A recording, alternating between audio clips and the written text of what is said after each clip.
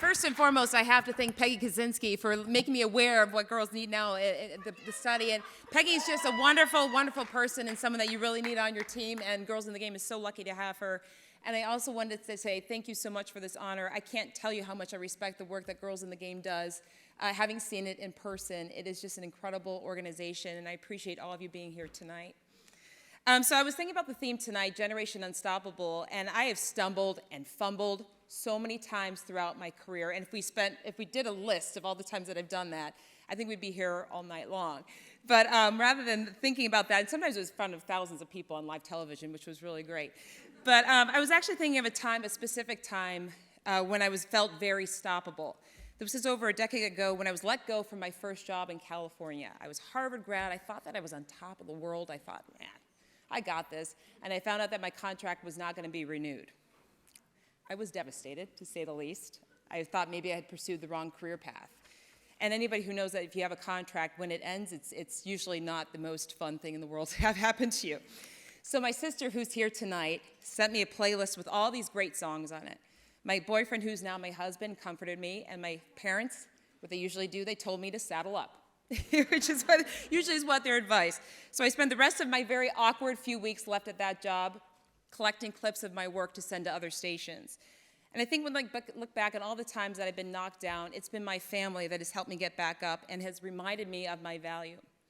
Surround yourself with people who want you to be happy, who want you to succeed. It sounds like a very easy thing to do, but sometimes when you see, especially young women who get into careers like broadcasting, you need to figure out who those people are that want you to be happy and want you to succeed, and listen to them.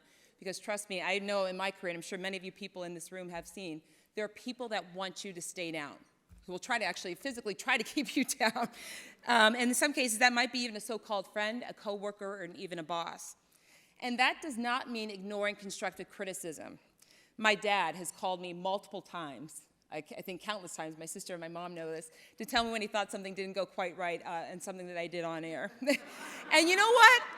He called me once after a live tease that I did for NBC, and he called me and said, man, you gave up right in the middle of that thing, didn't you? And he was right. 99% of the time, he was right.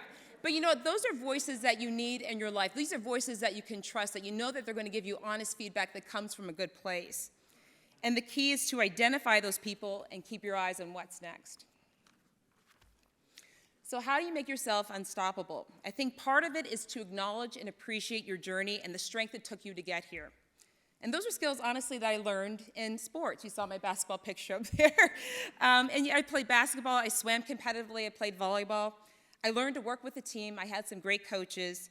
And I knew I had practiced hard and had prepared. And that's something that's always come back to me time and time again in my career. I knew I had practiced. I knew I had prepared. In swimming, you did double practices on Saturdays and Sundays. Went in the morning, came back at night. And I knew that any meet that I went into, I was definitely going to be one of the more prepared swimmers, even if I didn't end up winning the race. I will certainly be the first to admit I am not a great athlete. God gave me a lot of height, not necessarily a lot of talent. But I look back, and so many of my friends that I have now from high school and middle school and junior high are from sports. And sports gave me discipline, the discipline to wake up at 2 in the morning every day to go to work, friendship, confidence, and an ability to face challenges. And lastly, I got 2 questions. These are the top 2 questions I get all the time. How tall are you? I'm 6'1". And who is your dad? Is your dad Dan Jiggetts? And I say, yes. And my dad is a huge part of my life. He has guided me throughout my career. But it was my mom, Karen Jiggetts. Can you raise your hand, Karen Jiggetts?